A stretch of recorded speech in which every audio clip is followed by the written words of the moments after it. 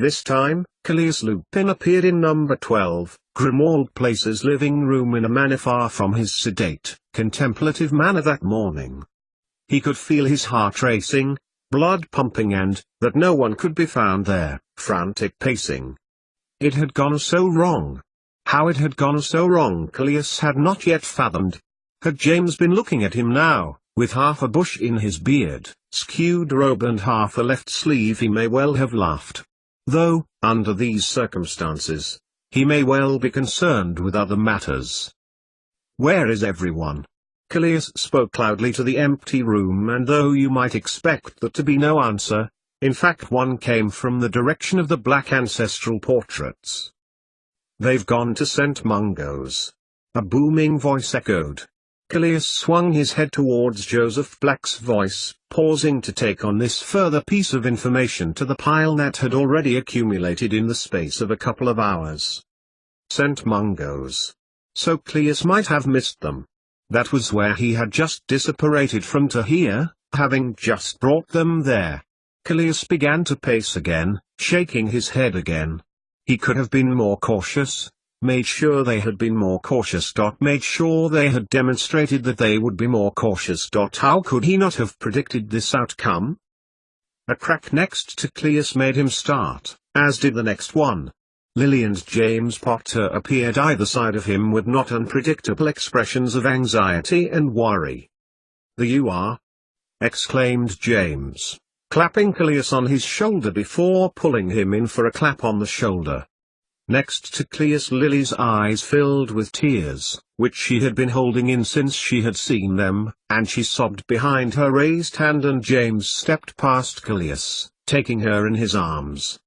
"Sam wanted to come too," sobbed Lily, her red hair bobbing on James's shoulder and her body quaking.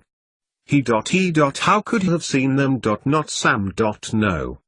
James hugged her tighter and shushed her softly as he stroked her back. Callias looked away. It was his fault, in the most part, he knew. But blaming himself would not prevent so awful happenings. "Remus came off worse," Callias said at length, when Lily's sobs had ebbed to intermittent gasps. Both of them turned to look at him, Lily's big eyes rimmed red, and James's face etched with a mixture of concern and pain. "The half-breeds which attacked them, a werewolf, a vampire amongst them, are in Azkaban. The witches and wizards are under arrest. Lucius Malfoy is questioning them at the ministry." At the mention of vampire and werewolf, Lily began crying again. James turned his back on Callias and silently led Lily upstairs. He watched them go before recommencing his pacing and his thinking. Presently, James reappeared, walking wearily back down the stairs before making his way over to the sofa and sitting on it, bowing over and placing his forehead on the heels of his hands. Callias made his way over slowly and sat next to him. "They never had a chance, Callias," began James, rubbing his head with his hands. "The wizards just opened the door and let the half-breeds attack them." He looked at Callias, sorrow in his voice. "They tried to fight back but there was no chance." Callias found himself nodding in agreement with James. Sirius, not so injured as Remus, had managed to speak a few words to James, and to him beforehand, before slipping into unconsciousness. Both had been bitten by the half-breeds, Remus's injuries more critical than Sirius's. He was unconscious when Callias had found them and had remained so. He broke off and got to his feet, shaking his head as if to juggle the large number of disparate and conflicting pieces of information in his mind into a more sensible order. Then Callias got to his feet, walking away from the sofa and back towards the fireplace. He looked back over his shoulder, about to turn back to James, thought better of it and crack, disapparated. Pacing his office moments later did nothing to help his mind. So much was invading his mind currently: the Hedgewood's admissions, Severus Snape's feedback upon Ms. Penright's research, Remus and Sirius, the wizards and witches who had allowed, or even orchestrated, this afternoon's attack. The fact that Septimus would arrive home from school expecting Uncle Cleus to be there and oh no. Septimus. He would have to care for the child, he realized. It was his fault that both his parents were not there to care for him. Remus being in St. Mungo's, a chill ran through Cleus as he began to fully comprehend the gravity of the incident, and his mother absent too. Oh, Cecilia Lupin he had directed well enough, though she was fully aware she was being used as an agent for the ministry and that she had little choice in the matter now that Cleus was privy to her secret past, as handed down to him, and him alone, like so many things reciprocator-related things. Glancing at his desk, Cleus looked at the now threefold increase in the number of letters which had been there that morning. He looked away. He could not deal with that now. Withdrawing his wand, Cleus Lupin disapparated. He arrived back in almost the same spot in number 12's living room as he had left, awkwardly, a little while ago. The scene was almost as he had left it, light glancing through the window onto the wide, patterned rug with only one reciprocator, James, in the room, still sitting in the same place, but his arms now folded as he looked at the floor. When he noticed Cleus had returned, he got to his feet and moved over to him. "The wizards who did this," James began, his voice beseeching. "The conjurists. I just can't believe they are behaving like that. As if they can't accept the future, the developments we are making, and that non-wizards are making. If they won't accept them, what next? Live in mud huts and run around naked in the forests gathering mistletoe? A very stereotypical view, of course, but Cleus knew what he meant. Unfortunately, it's a view that's growing, and it's growing fast." Cleus moved wearily towards the kitchen. He was hungry. His body was telling him so now. His mind was a little calmer. James followed him wordlessly. He sat down on one of the chairs and waved his hand in front of him, calling up a pot of tea and 2 cups and saucers. Some wizards don't like change, as you know, and hark back to the nostalgic days where non-wizards were God-fearing, nature-fearing beings who jumped at crackling fire or owl hoots. Cleus poured the tea, some milk from the jug which had appeared at the same time as the cups and saucers. James said nothing, and took the tea. When Cleus was in the position to talk, he was usually about to impart something worth listening to. The ministry have been aware for several months of pockets of this sort of thing appearing all over the place. Wizards actively avoiding non-wizard technology, a surge in fireplaces being built in houses without them, and the sales of flu powder have gone up by 500% since May. It's as if some wizards are trying to fence in our culture by retreating to a time when wizards and non-wizards were separate. He picked up his cup and took a sip. "I have noticed that recently," replied James. Then he fixed Cleus with a look. "But you haven't talked to us reciprocators about it, though." Cleus shook his head then smiled. "I have not. I had intended to meet with the ministry tomorrow. The wizard cabinet and the combined government were to report on the matter. I had intended to discuss it at our meeting on Monday. But that was before today." His voice tailed off to nothing, draining his cup and putting it down on the saucer. He looked at the pattern again. Old Country Roses, Royal Albert China. Clearly Sirius's long gone mother was still influencing number 12 from beyond the grave. He glanced at James who, at Cleus's mention of the attacks on Remus and Sirius, hung his head, staring himself now at the rose decoration. Conjurists. Cleus thought back to this growing movement. First, it was a measure of patriotism, to celebrate their differences in a positive light. They relied on old magic from the earliest origin. Earth magic which was in nature, like the binding of a person or a spell using someone's hair or skin as a means to communicate with or control them.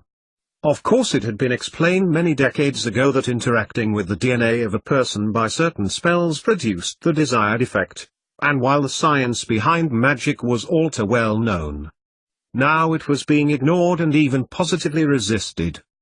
How long could this go on for? When people stopped relying on science to interpret their world. When they stopped attending Hedgewoods altogether.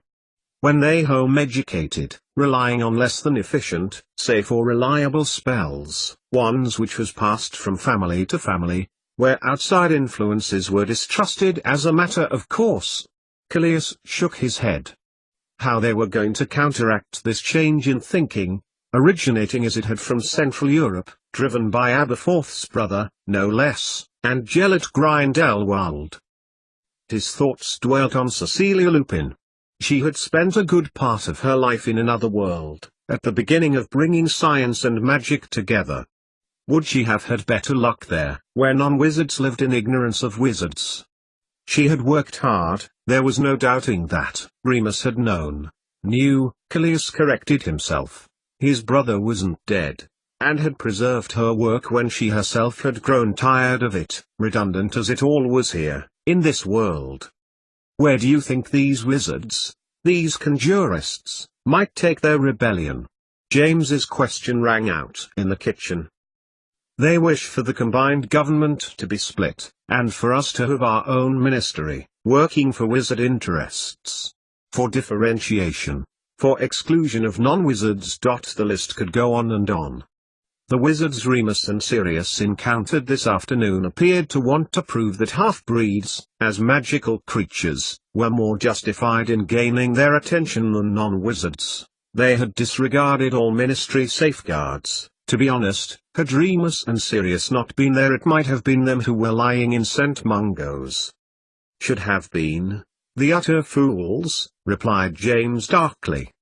If I'd been you, Callias, I don't think I could have managed to keep my temper in their company. Believe me, replied Callias to himself, I don't know how I did.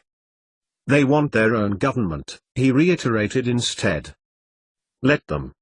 Snapped back James, as if an imaginary conjurist had conjured himself into number 12's kitchen. See them suffer. It is through us and our hard work keeping it all running smoothly that they benefit. That they have the luxury to sit back and say, why do we need to know about science when we have magic? Callias looked at him. Usually level-headed and sober in his opinions, it was rare for James Potter to issue an emotional proclamation. But then, Cyrus was practically his brother, all the reciprocators were as close as family. Callias wondered why he felt nothing but a will to serve and liaise, seeing as his brother was so critically injured. They see the life on the continent, replied Callias smoothly. They think that if hierarchy is promoted and restored and wizards are classed as superior, their lives would be better. The work we have done has only gone so far in breaking down prejudices over the years. He waved his hand over his teacup, which refilled, then, moving towards James's, offered to refill his. James shook his head. I am concerned with the ministry's reaction to all of this too. I believe they will advise the combined government to come down heavily on conjurists. For their actions over half-breeds, I do agree, but some would like to take it further, and I fear conjurists will then have the ammunition to take their grievance to the European Council of Wizards. This is exactly what the extremists want, and will undermine us, and our cause, greatly. James sighed. Here sat with him a great politician, who had served the interests of wizards, and non-wizards by effect, for a long time. He knew what Callias said made sense, but it didn't mean he liked it. Durmstrang is their rallying point, continued Callias, feeling the urge to recount what he had intended to recount to the whole of the reciprocator movement on Monday evening. His feeling was that it was probably the best thing to suspend it, but he needed to make sure at least one more reciprocator understood the whole point of his view, should anything happen to him before he could officially speak to them all. James was there, and he seemed to be receptive. He hoped that the wizard would take on the significance of the point that Callias had chosen to speak to him now.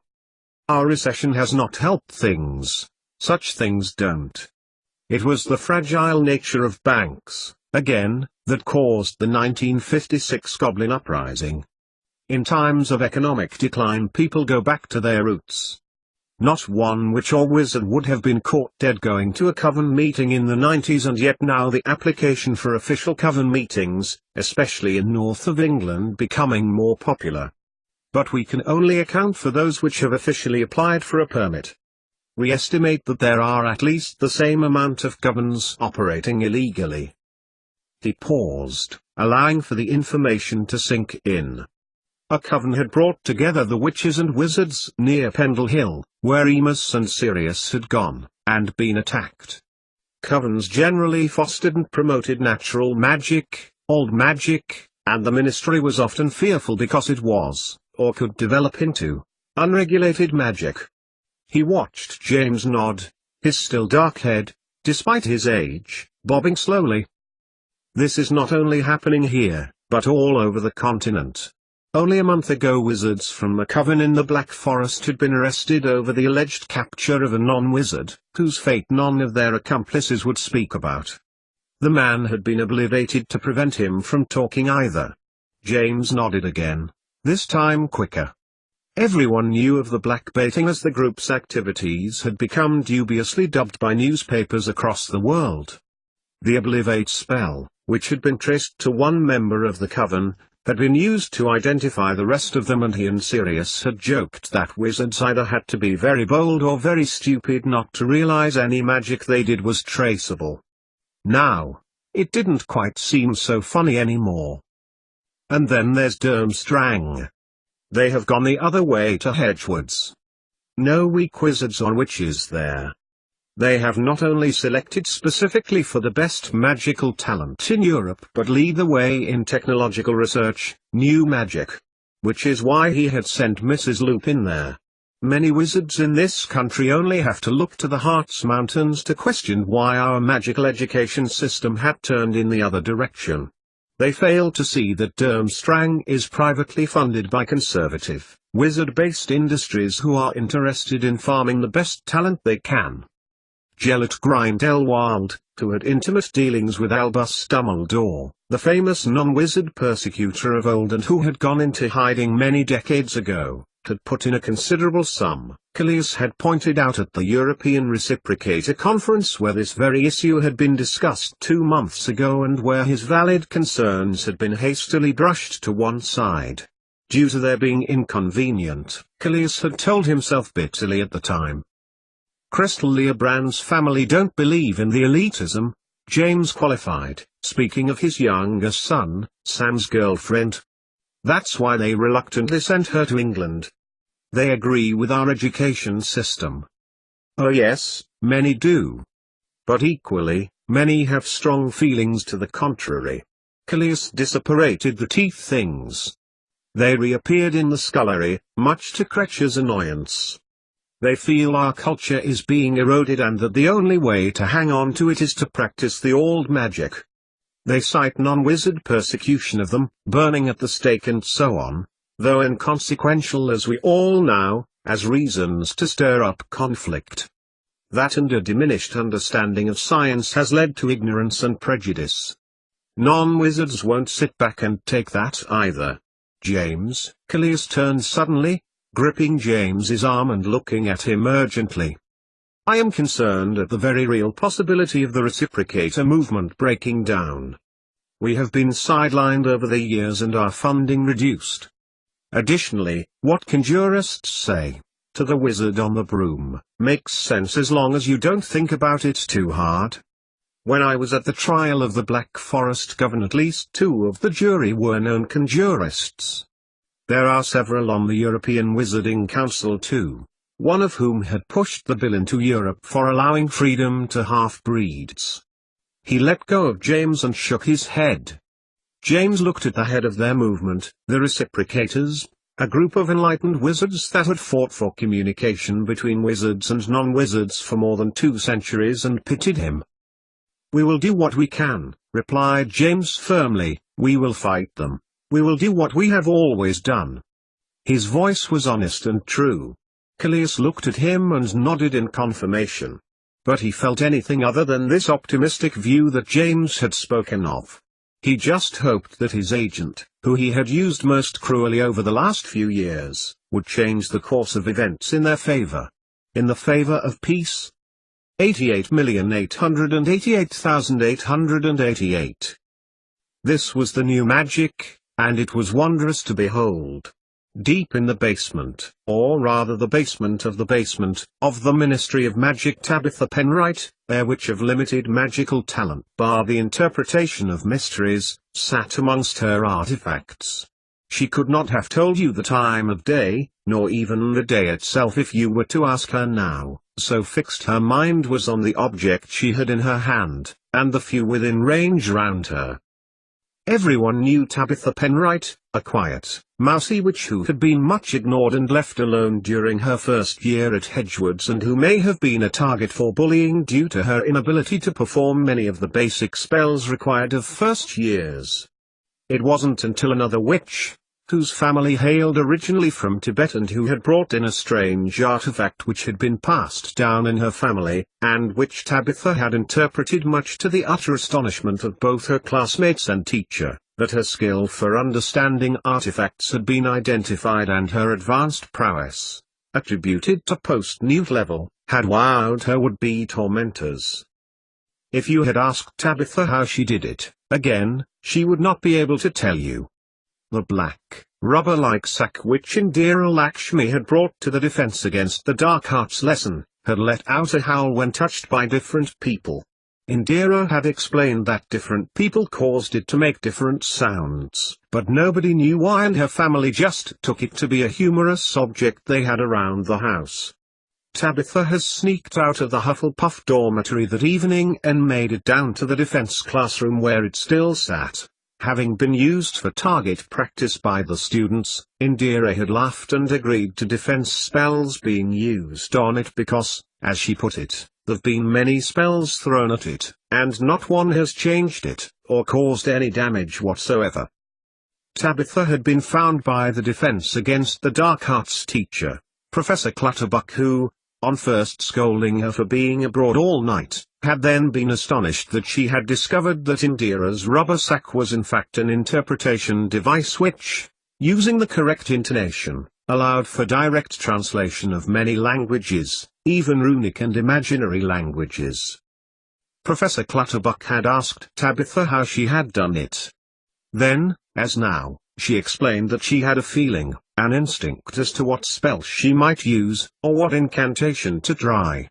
Then she played around a little with the rhythm of her voice, tone and timbre until it yielded its secrets. These days it didn't work quite so quickly as it had done when she was 11. Indeed, some artifacts she had been working on for several months, though mostly interpreted far sooner than that, and there had been no artifact Tabitha had failed to understand. Her record as a Mysteria had been perfect. Her job now wasn't just to understand mysteries. Using the old magic, Tabitha married it to non-wizard technological developments. She had been personally responsible for 68 new spells to enter the wizard world, though precisely none were attributed to her in the most recent edition of Student Spells. Trawling no history, she cross-linked the magic to any scientific developments which had taken place that were akin to the magical ones, so as to produce insights that were both academically interesting to other people, Tabitha had decided, and, more importantly, to Tabitha, of practical use by wizards. Now, for example, Tabitha could give the reason how and why Indira's sack might be capable of interpretation, using scientific method to explain it in terms of energy, vibrations and the correct spell needed to activate it, which could only be done by a wizard who had had the correct amount of practice. For it was the practical which still held thrall for Tabitha, as well as the translation into both scientific and magical dialects, as it were. In fact, what it came down to was wherever energy abounded, magic could be used. It had been her discovery, but few people knew about it. She had help, however. As a member of the Reciprocators, she relied heavily on Lily Potter's innate ability to understand history. By liaising with her, Lily was able to provide a clear understanding of both wizard and non-wizard past, usually without much reference to a book. Such was her skill at remembering so much of it, and Tabitha had often remarked that she would not be surprised that Lily would be able to remember so much about the past. It was a wonder it was brave enough to progress into the future. Tabitha used Lily's knowledge and understanding of the wizard's past to match together science, and between them practical magic could be born, allowing wizards and moles to continue to work together. The iPod, another one of hers. A blend of non-wizard technology and hybrid magical creatures, the eye was used to match light mood to music. She who had developed the computer screen hexware. What you think about appears on someone else's computer, a form of telepathy. It had been a development from writing in steamed-up mirrors where your message would appear on a chosen person's mirror in the condensation. In addition, there had been a smell-o-vision which had been a boon to perfume and aftershave manufacturers by way of more direct advertising. This had been more a non-wizard development, but it did not defy explanation. Particles of the fragrance were operated straight into people's homes. And countless other developments. And none of it would have been possible without Severus Snape's tireless work on the universal link, energy, light, magic, the last piece of understanding of which had been provided by Cecilia Frobisher. Not Frobisher now, Tabitha corrected herself, Cecilia Lupin. She had got along with Cecilia, where Cecilia was outgoing, gregarious and forthright. Tabitha was introverted and preferred her own company. She had pitied Cecilia too, though, having had such deep, complicated connections to the ministry, few of which kept her around for long. Cecilia had spent her second-to-last undertaking at Hedgewood's as a teacher of science. What her duty was now, Tabitha did not know, but she did know that Cecilia, when she had been around, before leaving, had been deeply miserable. Whatever her secret mission was, it wasn't secret enough for this Mysteria to know there was something deeply troubling her. Now, Tabitha looked around her, coming to from her deep thoughts surrounding a cube, with 9 segments on each side, where each third of each side could move in 3 directions, a little like a Rubik's Cube but each square black. It had been there for several decades, discarded as unreadable. Tabitha blinked around her department. Deep down there, within the ministry, was her place, where she liked to be. With her mysteries. Cecilia had told her once that she knew of a place where semi-skilled wizards and witches like Tabitha were hated and non-wizards reviled as animals. Tabitha was grateful that she had never known such a place. For to be a Mysteria, and a reciprocator too, she knew she could be no more suited for any other role. Slipping off her locket, a large, heart-shaped piece of jewelry which had been in her family, which, in another world that we are more familiar with it being one of 7 Horcruxes created by a certain dark wizard who here, was just told Tom Riddle, she sighed as its weight was relieved from her neck. It helped her concentrate to be as bare as possible, though she did draw the line at nudity. Little did Tabitha know, but she would have loved to have known had not only 3 people, Aberforth, Callias and Cecilia, known, that it was an intransmutable object, something which had remained unchanged when Cecilia changed the past and therefore the future, one of many things which remained the same when Cecilia had gone behind the veil and interacted with the memories. As she placed it on the stone pillar next to her, it glowed reassuringly. Tabitha smiled before looking round at the strange department. This was her realm, her dominion. She was queen.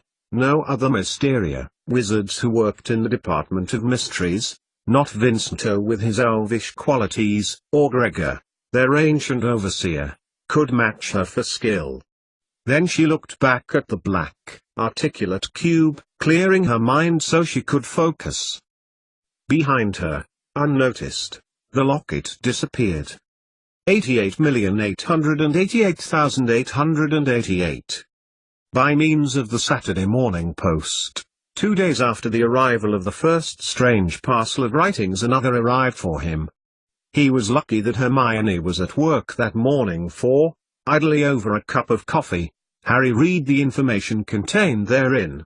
More fragments, like thoughts and ideas, but about potions this time. Or more significantly, a potion. It was hard to make out much more from it, but he was intrigued. And then, after his second cup of coffee, Harry was in action, retrieving the black bin bag which he had put out for rubbish that night and which contained the original parcel's contents that Hermione had disposed of for him.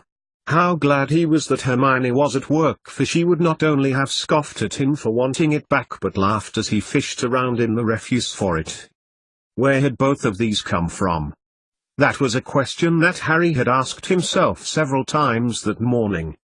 He had even scrutinized the packaging that the second had arrived in, but it had seemingly come through the ordinary mail and the postmark was indistinct.